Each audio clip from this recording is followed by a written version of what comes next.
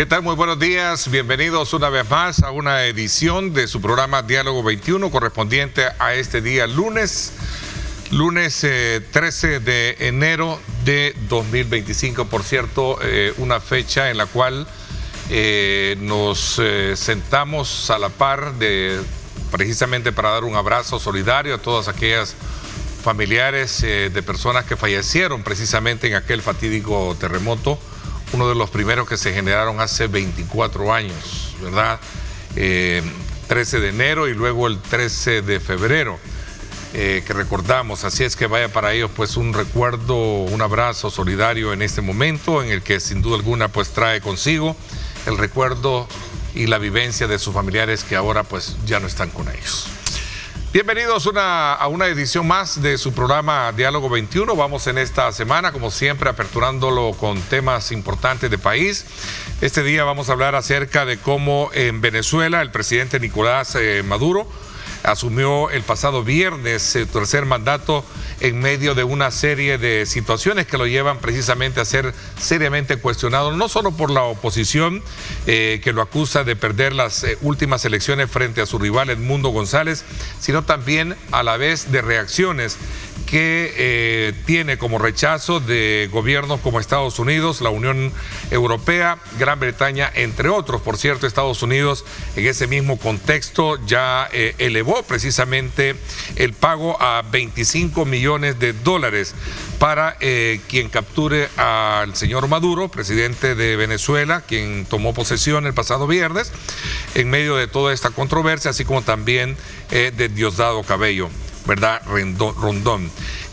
Si esa es parte de lo que realmente vamos a abordar este día, quiero a todos ustedes darles la invitación para que nos acompañen y podamos tener aspectos importantes con relación a este tema que sin duda alguna es necesario hacer el abordaje pertinente. Veamos a continuación.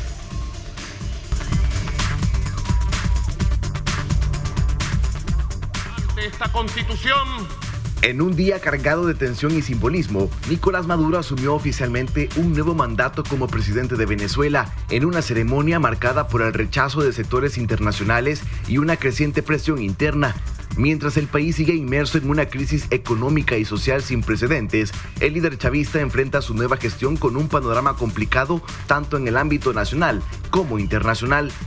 A pesar de las controversias sobre su legitimidad de su elección, que sigue siendo objeto de cuestionamiento por parte de la oposición y diversas organizaciones internacionales, Maduro ha conseguido consolidar su poder, al menos en las instituciones claves dentro del país. Sin embargo, su toma de posesión ocurre en un contexto marcado por las sanciones internacionales y el aislamiento diplomático.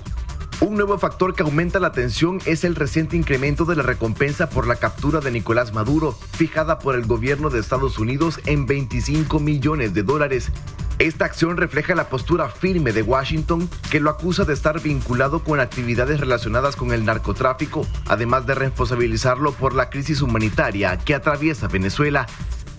Mientras tanto, en las calles de Caracas y otras ciudades, la oposición sigue organizando protestas contra el régimen, exigiendo elecciones libres y la liberación de presos políticos. Pero para analizar a profundidad estos y otros temas, no se pierda hasta mañana la entrevista de Diálogo 21 con Ernesto López. Reportó Jonathan Cortés.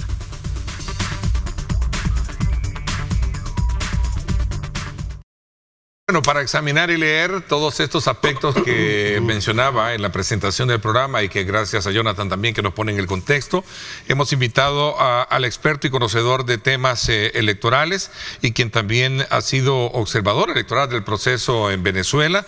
Quiero darle la más cordial bienvenida a Eugenio Chicas, expresidente del Tribunal Supremo Electoral en el país también. Bienvenido.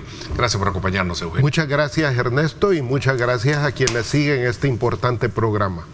Bueno, no cabe duda que también siguiendo de cerca toda esta situación, lo que está en medio de todo este tema es la legalidad y legitimidad, sobre todo porque la oposición en Venezuela sostiene de que este triunfo que ahora ha sido precisamente reconocido por algunos países como Estados Unidos y otros en el mundo, le corresponden a Edmundo González. ¿Cómo está esta situación que realmente al final trae consigo una vez más a ese debate el tema Venezuela?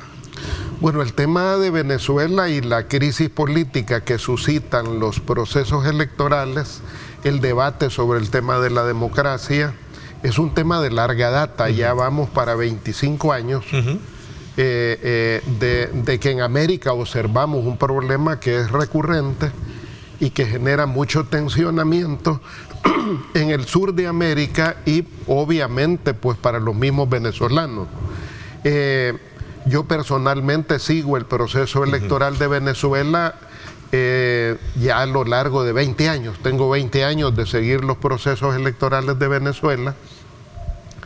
Soy parte del CELA, que es el Consejo de Expertos Electorales de Latinoamérica, y durante 20 años he estado presente en la mayoría, si no en todos los procesos electorales de Venezuela, al igual que Colombia, que Argentina, que muchos otros países de nuestra América. Por lo tanto, le hemos llevado el pulso a esta situación y es muy difícil dejar de ver el tema electoral de Venezuela sin tomar en cuenta el tema petrolero de Venezuela, ya que en definitiva, como lo expresaba el señor Trump, presidente electo de Estados Unidos, pues si ellos hubieran ocupado Venezuela en otro momento, pues ya dispondrían de ese petróleo. O sea, esa declaración, ¿es el petróleo el que está en medio de toda esta discusión entonces? Es lo que ha dicho Trump expresamente, el señor Trump así lo ha señalado, de que si hubieran intervenido directamente sobre Venezuela, pues ya tendrían y serían propietarios del petróleo de Venezuela. O sea, hay un problema político democrático de debate dentro de Venezuela, pero en el tinglado internacional, el tema que mueve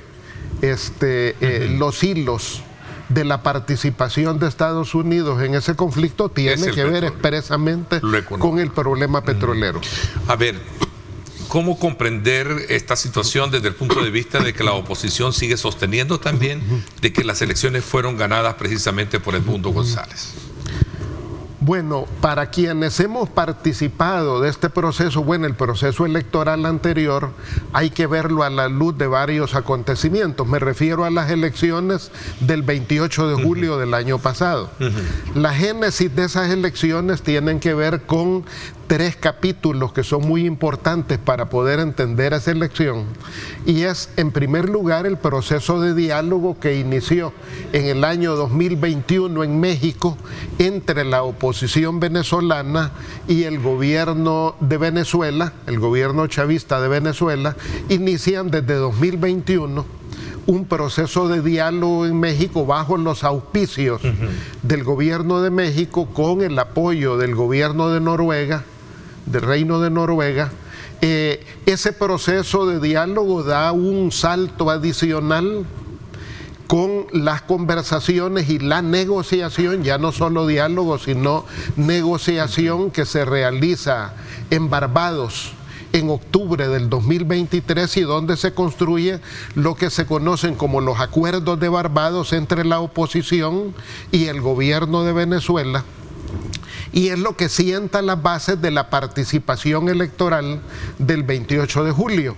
Simultáneamente se desarrollaba un tercer capítulo, que era el diálogo directo entre Venezuela, el gobierno de Venezuela, y el gobierno de los Estados Unidos del presidente Biden en Qatar. Entonces, simultáneamente han venido avanzando esos acontecimientos. Quien quiera puede acudir a Google y buscar los acuerdos de Barbados, que son 2 páginas básicas, que son las que reflejan las bases de cómo se organiza la elección del 28 de julio y bajo qué condiciones la oposición decide participar en las elecciones del 28 de julio. A ver, voy a correr en el tiempo, me van a perdonar, vas a perdonar, Eugenio. Es decir, el tema es que este resultado y esta toma de posesión la tildan de ilegítima, sobre todo a la base de todas esas, digamos, parámetros de elección que se dieron en ese mismo contexto, de la cual tú en calidad de experto en el tema fuiste observador y miembro también del CELA, ¿no? Que es un conglomerado de participación y de roles que se tienen para observar procesos electorales. Hoy está también el tema de Ecuador, si no me equivoco, estamos involucrados en es otro Ecuador. tema que vamos a tener que abordarlo en otro día a manera de geopolítica, pero concentrándonos, ¿es legítimo esta toma de posesión, este resultado?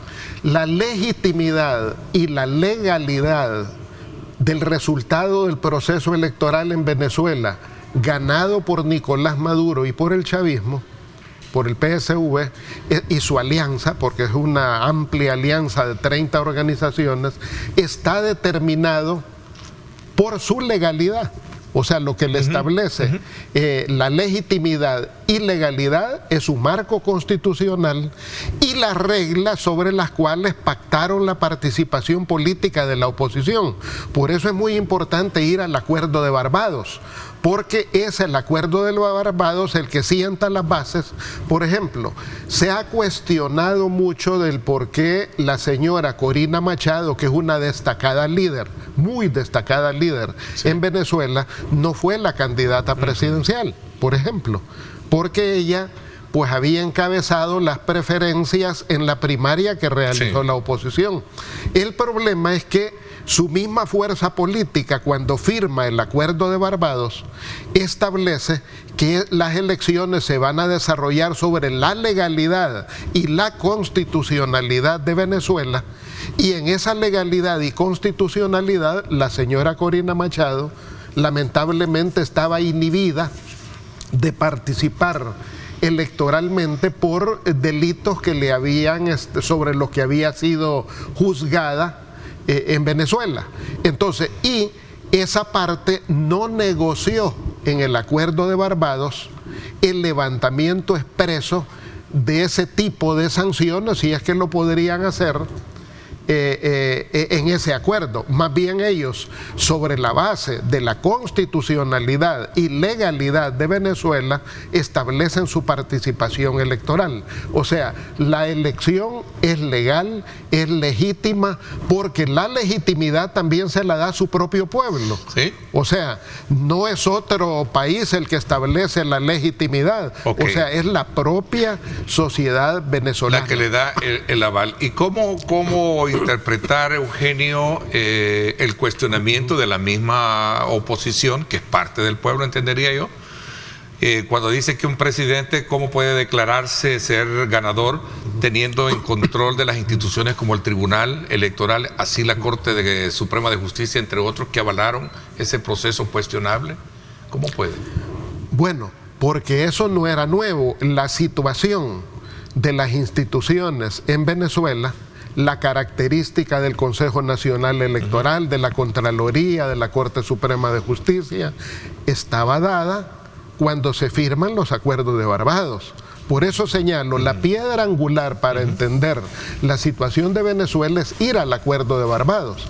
¿Por qué? Porque la oposición tampoco en el Acuerdo de Barbados presentó alguna iniciativa para decir, bueno, antes de ir a elecciones, yo propongo, yo demando, yo exijo que se reformen las instituciones en Venezuela. Eso no ocurrió. Por eso la piedra angular es entender Barbados.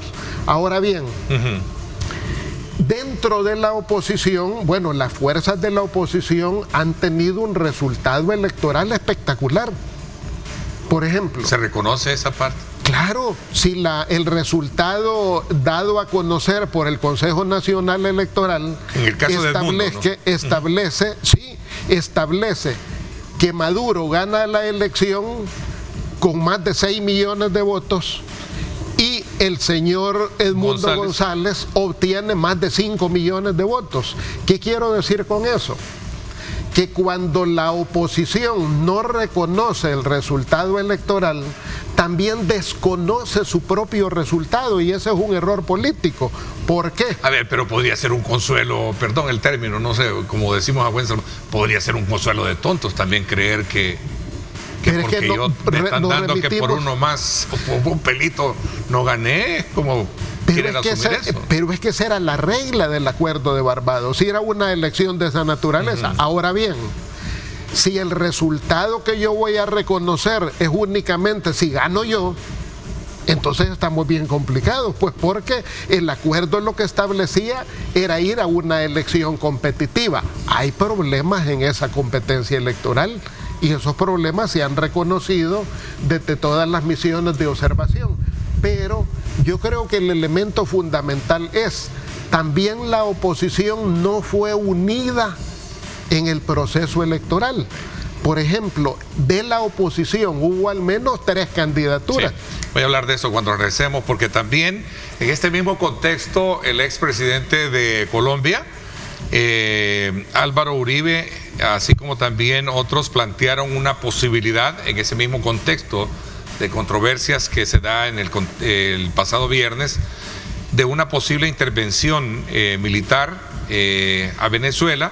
A lo que el presidente, y ya no sé si lo podemos mostrar ahí, parte de lo que dijo el presidente es que Venezuela, en el caso de Maduro, decía Venezuela se va preparando junto con Cuba, con Nicaragua, junto con otros, dice, si algún día tenemos que tomar las armas para defender lo que sería digamos, la paz. Venezuela se va preparando, dice, ahí está esa declaración en la cual decía si hay una intervención para defender la soberanía y los derechos históricos de nuestra patria, decía, como tal.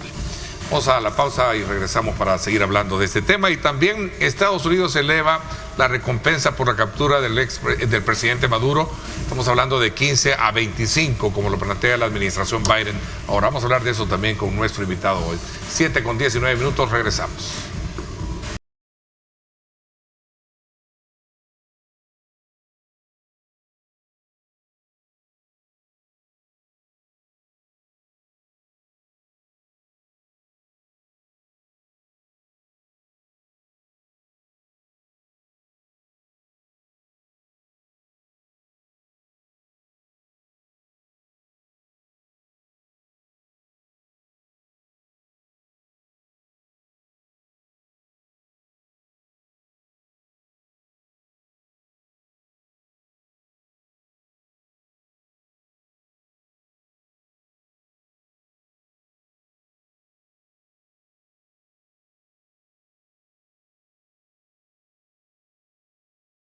Y esa calidad la mostramos, le invitamos a usted para que todas las mañanas a esta hora pueda usted disfrutar de una taza de café.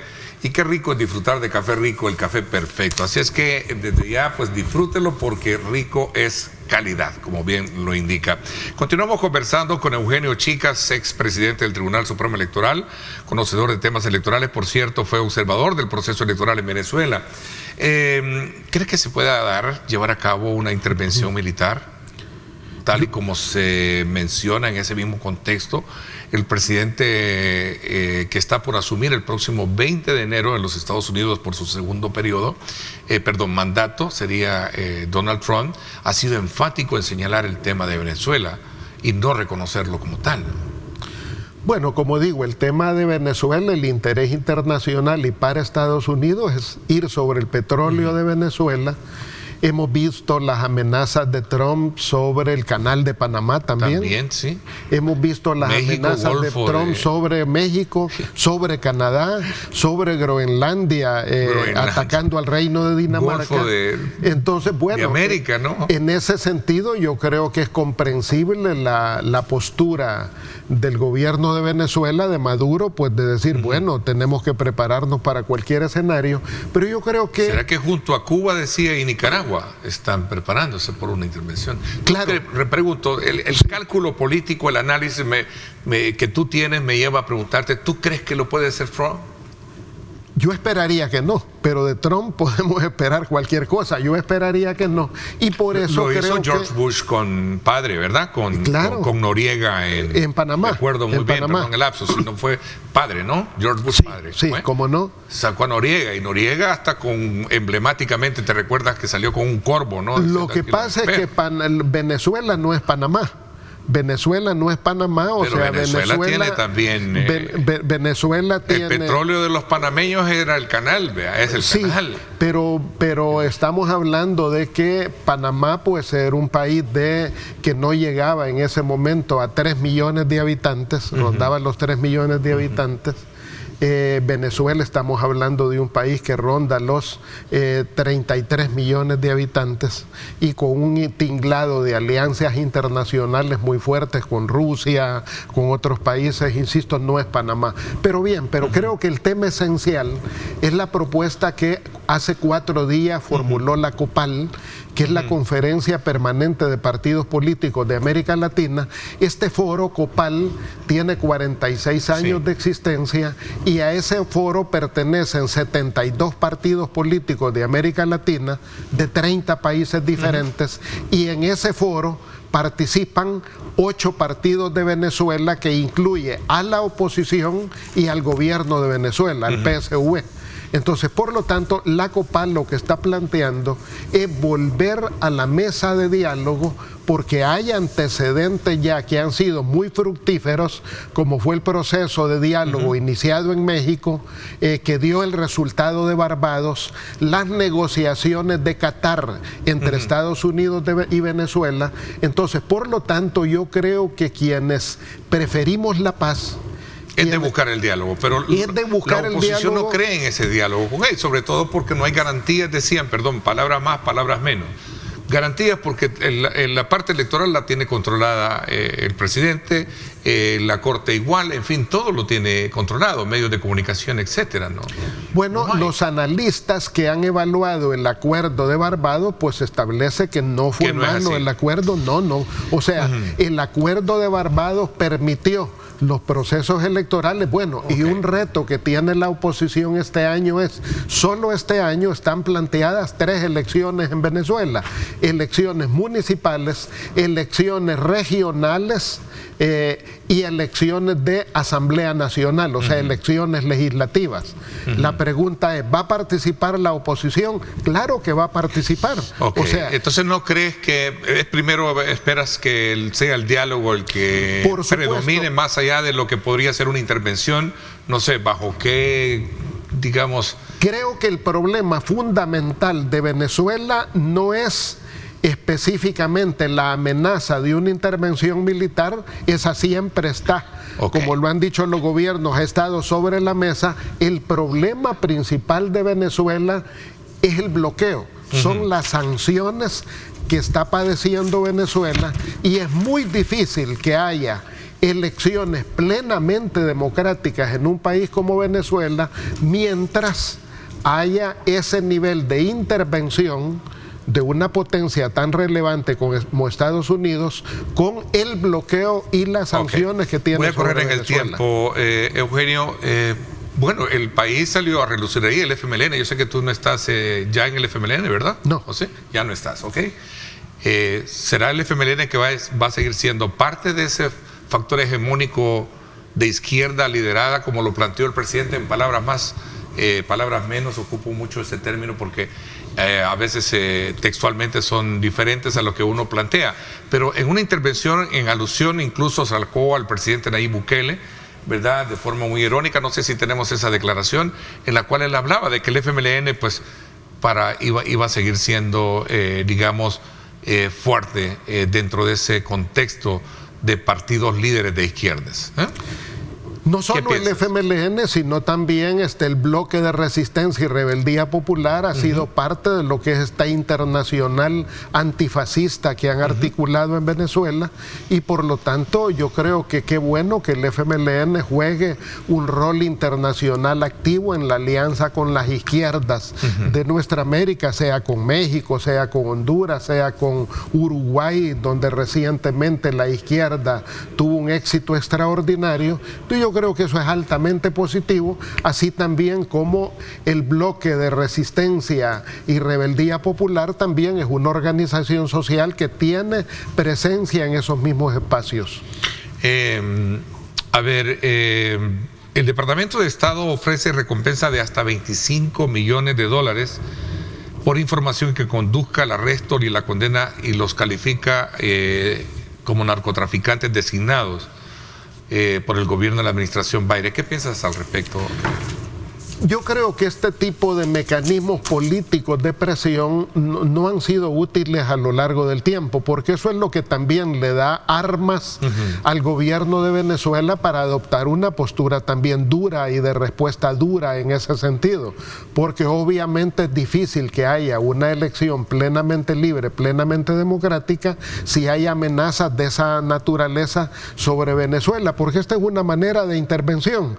Ya sabemos, por ejemplo, el uso que se le da a ese tipo de carteles de que si te capturan pues ofrezco tantos millones, porque es lo que ocurrió con el actual líder de Siria, por ejemplo. Sobre este señor, Estados Unidos tenía una demanda de $10 millones. Sí, no, de Siria. El de Siria. De Siria, el que recientemente asumió el poder en Siria. Y bueno, y no pasó nada. Estados Unidos acaba de quitar la demanda de los 10 millones. Entonces uno sabe que ese es un recurso político, pero creo que esos recursos políticos a lo largo de 25 años no han sido útiles en Venezuela para lograr la tranquilidad, la paz en Venezuela.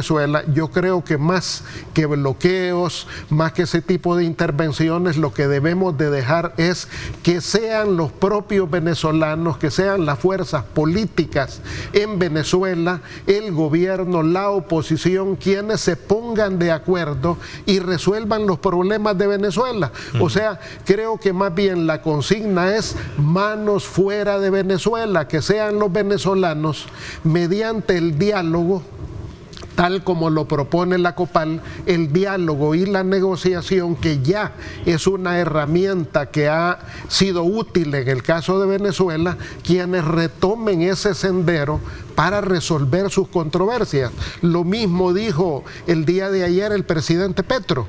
El presidente Petro se pronunció claramente en contra de la postura de Uribe de demandar una intervención militar, y Petro también lo que propone, el presidente Petro, hay que abrir los caminos del diálogo y el entendimiento.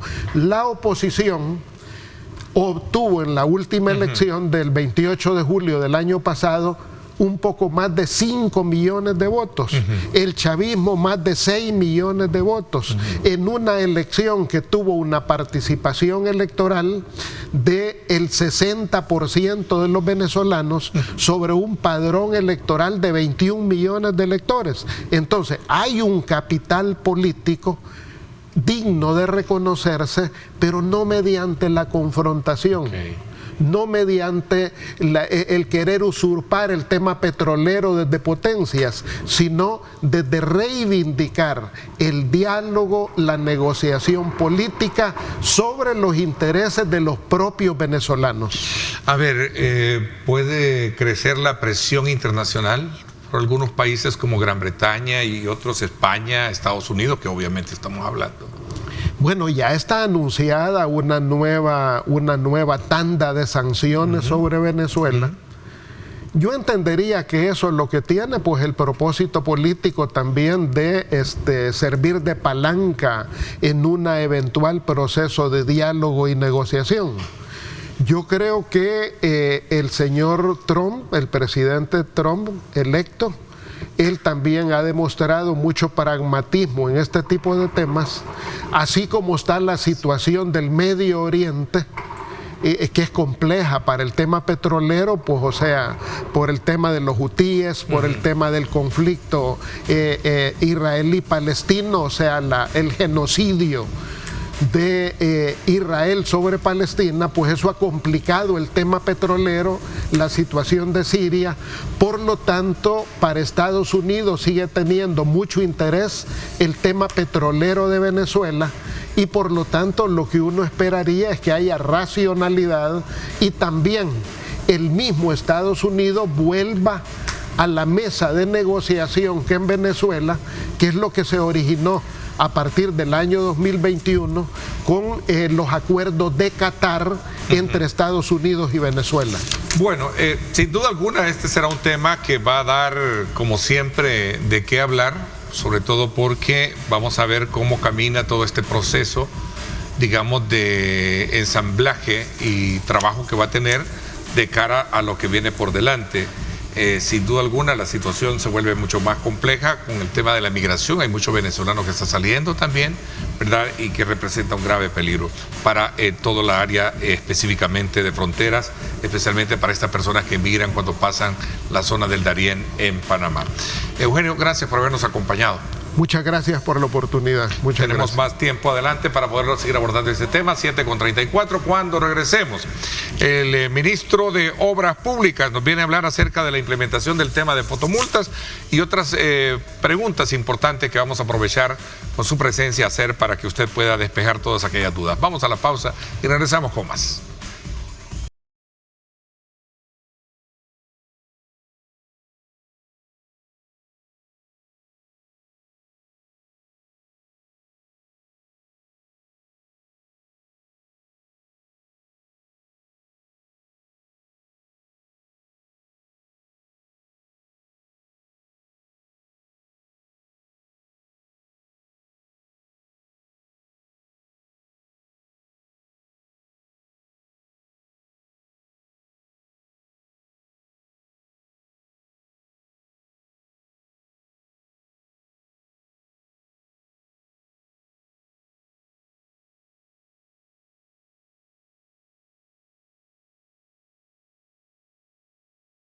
Bien, gracias nuevamente por estar con nosotros a esta hora de la mañana.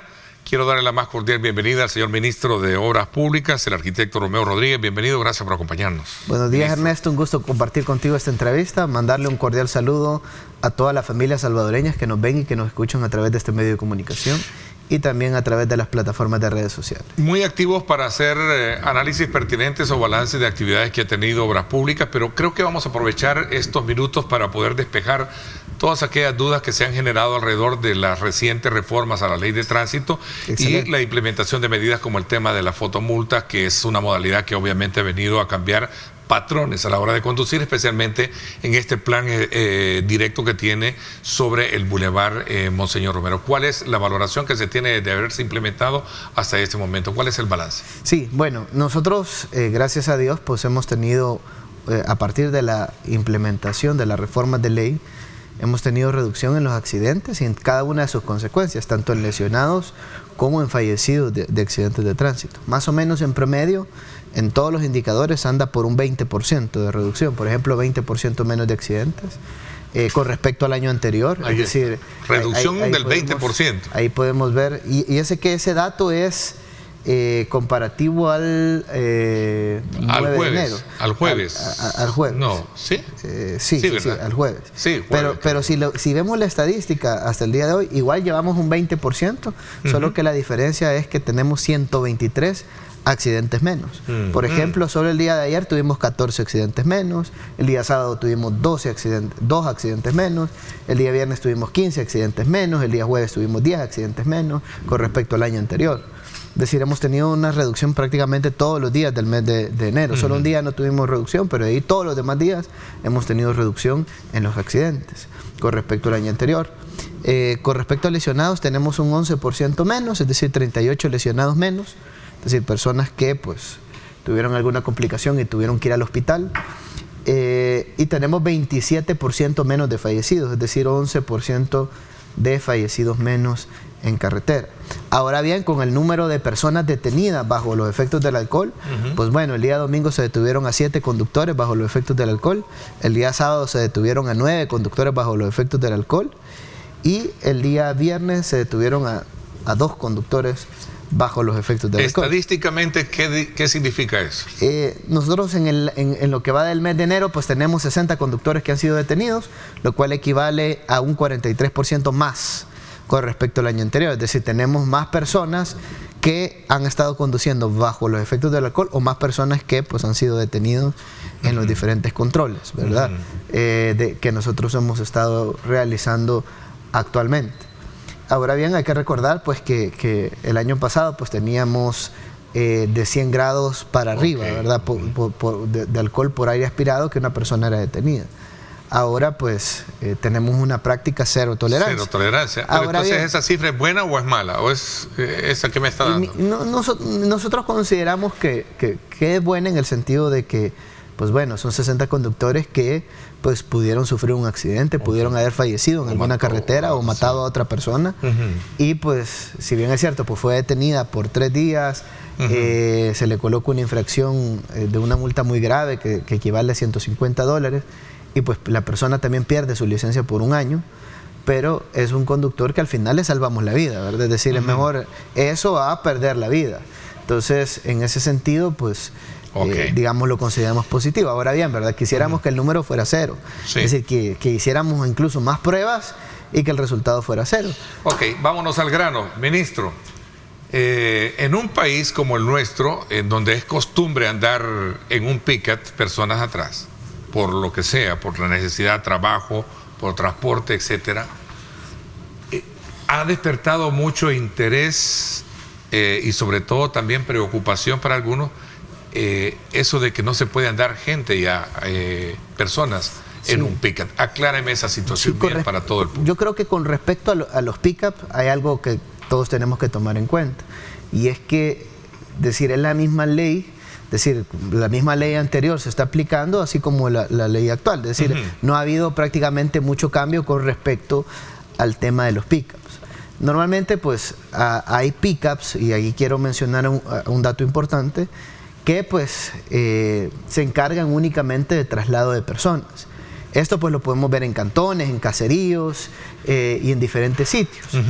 Lugares pues donde normalmente no transita el transporte público, por X o Y motivo. En esos lugares, pues incluso el Viceministerio de Transporte ha autorizado rutas de pick-ups a lo largo del tiempo, incluso no solo en este gobierno, sino que hace varios años pues se autorizaron también pick-ups para poder brindar servicio de traslado de pasajeros. Ahora bien, el Viceministerio de Transporte sí sanciona a aquellos pick-ups, por ejemplo, que siguen el recorrido de los buses, de los microbuses, los cuales pues ya están autorizados y tienen una línea. Eso sí tienen, ¿verdad?, derecho a andar. Y decir, si un bus y un microbús pues está autorizado en una ruta específica, la ruta 42A, por ejemplo, tiene una ruta y un recorrido que tiene que realizar, y hay buses y microbuses autorizados en esa ruta.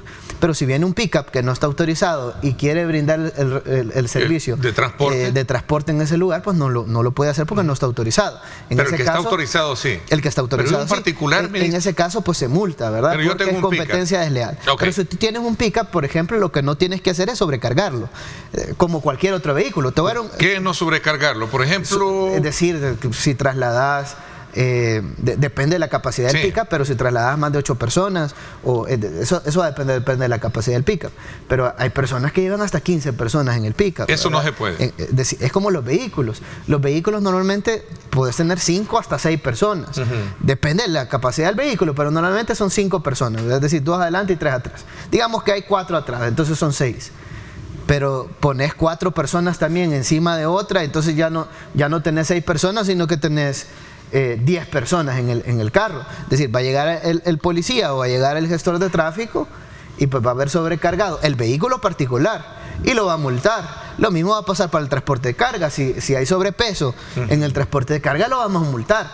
Y si hay sobrepeso en el caso de los pick-ups, de igual manera se van a multar. Es decir, ¿se puede o no se puede andar personas en la cama del pick-up? Actualmente sí podrían trasladar, únicamente sí garantizamos que no haya sobrepeso en esas unidades. O sea, queda a discrecionalidad de la gente de tránsito o del policía.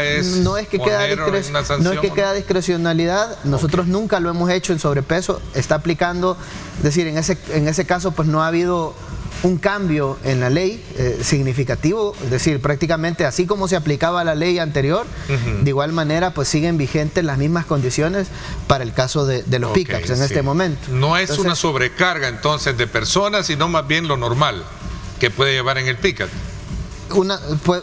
Puede ser sobrecarga de mercancías o sobrecarga de personas, por la cual se puede poner una infracción. Pero si no hay sobrecarga, ni en los vehículos particulares, ni en los pick-up, no ha quedado ni en el transporte muy de abierto, carga, se debería colocar infracción. No ha quedado muy abierto eso para generar un poco esa discrecionalidad que dice que, si bien es cierto, no es institucional, pero al final, ¿quién va a decidir eso?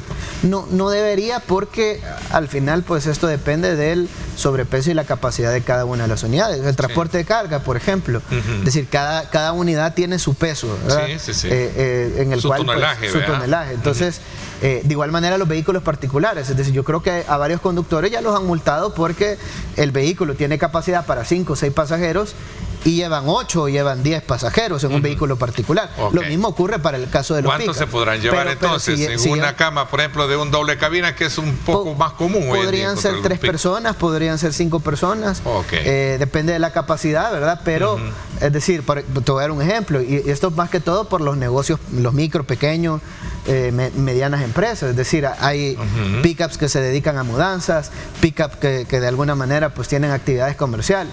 Entonces, muchas veces pues tiene que ir una persona para pues garantizar que los productos pues no tengan algún inconveniente. Entonces, bueno, de igual manera en el transporte de carga, de carga normalmente pues se tiene autorizado hasta 2 personas que pueden ir con todos los productos, ¿verdad?, que se están comercializando. Entonces menciono esto porque incluso ya para el transporte de carga está regulado, donde 2 personas pueden hacer este tipo de actividad. Entonces lo que pasa es que creo que se ha generado cierto ruido en el cual pareciera que ni una persona se puede decir, si es de una cabina, entonces bueno, solo 2 personas. Es decir, eso es lo que yo quiero escuchar esta mañana, que nos aclare bien específicamente, porque mucho interés hay, como en el caso de las motos. Muchas personas llevan en la moto a su esposa y a sus niños al colegio y ahora ya no pueden hacer eso, ¿cierto? Porque son 3, ¿no? Lo querían. Voy a hacer una pausa y regresamos con más. No podían antes, realmente, tampoco. Tampoco, ¿verdad? Ok, eso es lo bueno, aclarar esta parte. Vamos a la pausa y regresamos con más.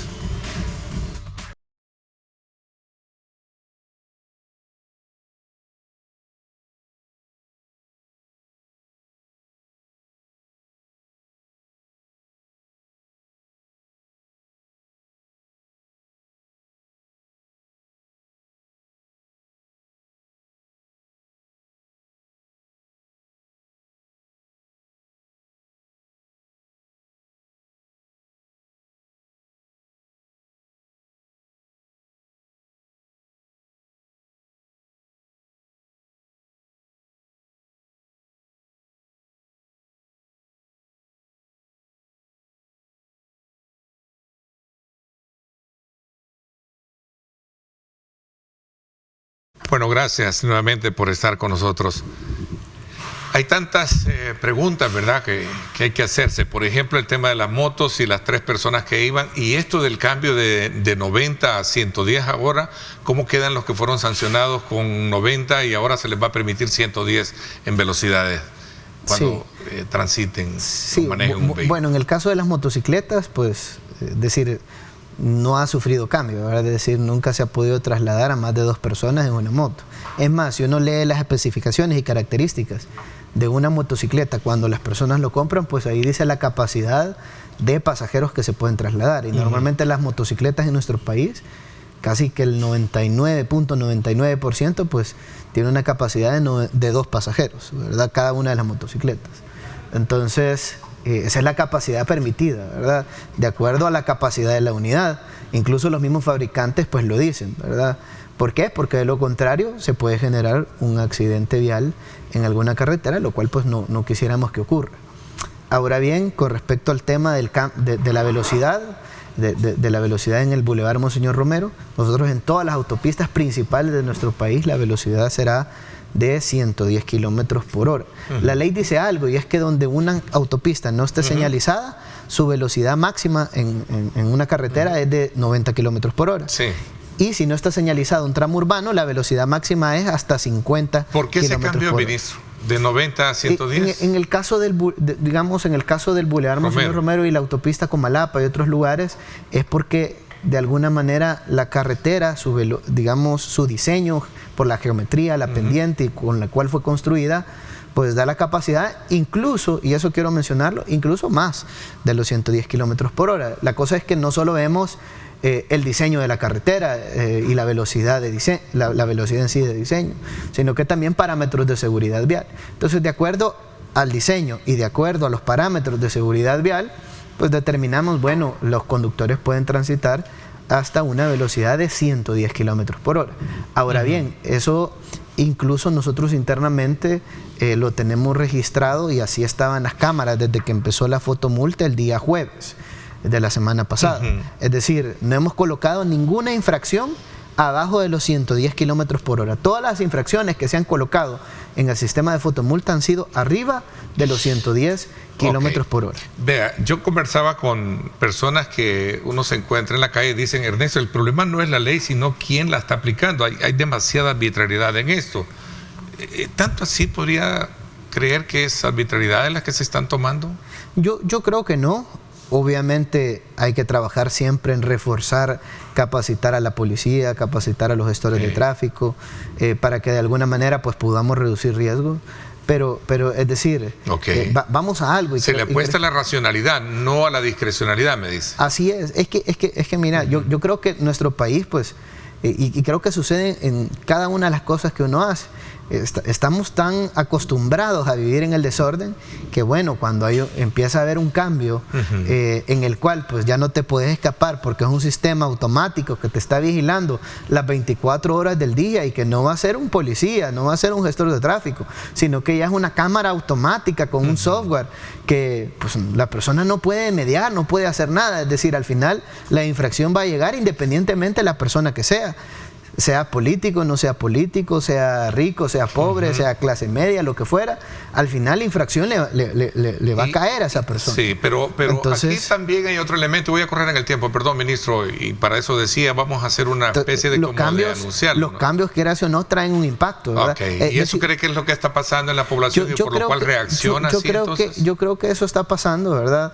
Hay que mencionar también y destacar de alguna manera, pues, bueno, cuántas personas, nosotros teníamos el corredor del Boulevard Monseñor Romero que iban arriba de la velocidad reglamentaria, pues teníamos 2.400 conductores diarios que estaban arriba de la velocidad reglamentaria.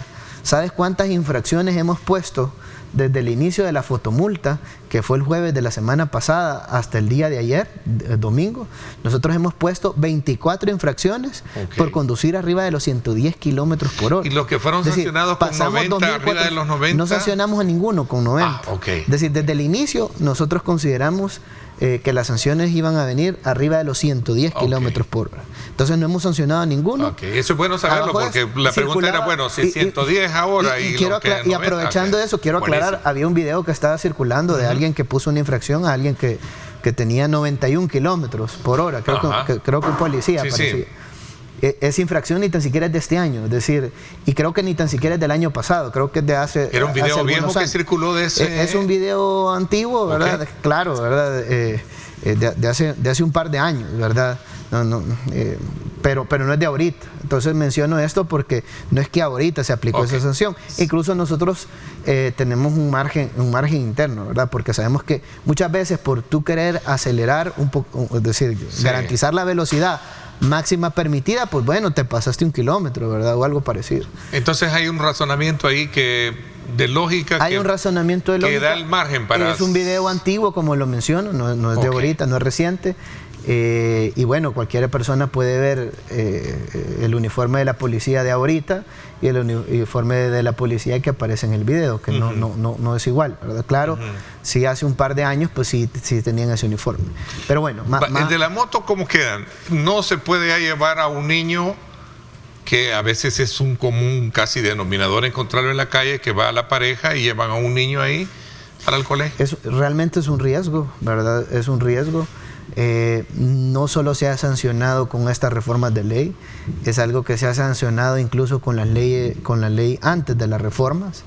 Y pues en caso que encontremos más de 2 personas que van en una unidad, pues estos deben de ser sancionados. Ahora bien, creo que es importante. ¿La multa es, ministro? La multa. ¿Por llevar 3 en una moto? Normalmente pues es la multa muy grave, ¿verdad? Porque al final es una causa de accidentes viales. ¿Por qué? Porque pueden perder el control. De hecho, está dentro de las normativas de tránsito, no del país, sino que internacionales, y es que las unidades deben de tener la capacidad de acuerdo a fábrica de cada una de las unidades. ¿Por qué? Porque, bueno, los vehículos pues tienen sus certificaciones internacionales, europeas, de Estados Unidos, etcétera, ¿verdad?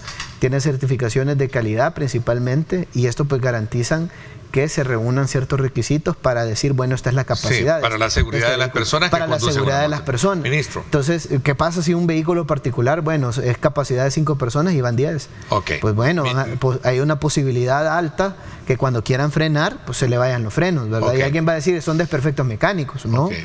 Posiblemente bien, lo más probable es que sea la sobrecarga. Ok, bien, ministro, dice usted que esto es producto, digamos, lo que estamos viendo, estas reacciones producto de un cambio generacional en el modelo educativo que tenemos de conducir, ¿no?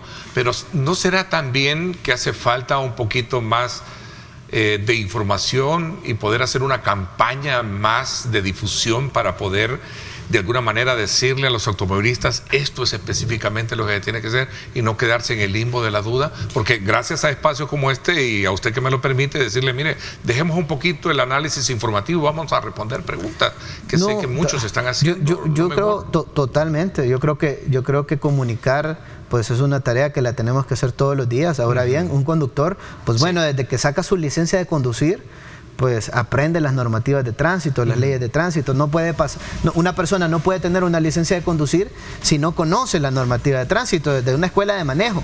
Luego, pues nosotros hemos lanzado algunas campañas, ¿verdad? Nada es por accidente, porque los accidentes no ocurren de la nada, sino que siempre por algún motivo. Y bueno, al final pues llegamos a una cantidad de personas y pues posiblemente no llegamos a todas las personas. Es más, posiblemente algunas personas estén viendo esta entrevista, otras personas no la van a ver, y pues tenemos que ver cómo seguimos difundiendo y seguimos comunicando a través de todos los mecanismos posibles que se deben de respetar las leyes de tránsito de nuestro país. Entonces creo que en ese sentido, para poder tener alcance, pues tenemos que seguir todos los días comunicando qué es lo que se debe de hacer para poder evitar accidentes viales, y también pues al final todo este tipo de acciones que se evitan significa pues menos sanciones para las personas. Nosotros no queremos poner multas, nosotros lo que queremos es salvar vidas, y salvando vidas es como al final pues reducimos accidentes, y pues las personas al final pues se evitan también esquelas, ¿verdad? Esquelas que pues son normalmente, de hecho la primera causa de muertes en nuestro país es la distracción al conductor, la segunda es la velocidad excesiva, y así, ¿verdad? Hay múltiples causas. Causas que de las principales pues es no respetar las señales reglamentarias, y es muchas de las cosas que ocurren actualmente en nuestro país, y que sabemos que pues hay un periodo de transición, hay un periodo de cambio. No mucho le gusta los cambios de la noche a la mañana, pero tenemos que ir transformando esa cultura vial que tenemos, ¿verdad? Lamentablemente mala por todo el tiempo y todo el desorden que ha habido, pero poco a poco pues sabemos que podemos lograrlo. Ok, el tiempo se nos fue y vamos a aprovechar más adelante, ir midiendo, sigamos los alcances que tienen estas medidas y sobre todo también el acoplamiento y el conocimiento al mismo que va adentrando al automovilista. Gracias por habernos acompañado. No, gracias a ti por la invitación, y mandarle un saludo a toda la familia salvadoreña, decirles que vamos a seguir trabajando para cambiar nuestro país. Gracias por mi parte, esto es todo por hoy, 8 de la mañana en punto. Gracias, pásenla bien, y como siempre recuerden lo más importante, amar a Dios sobre todas las cosas. Gracias.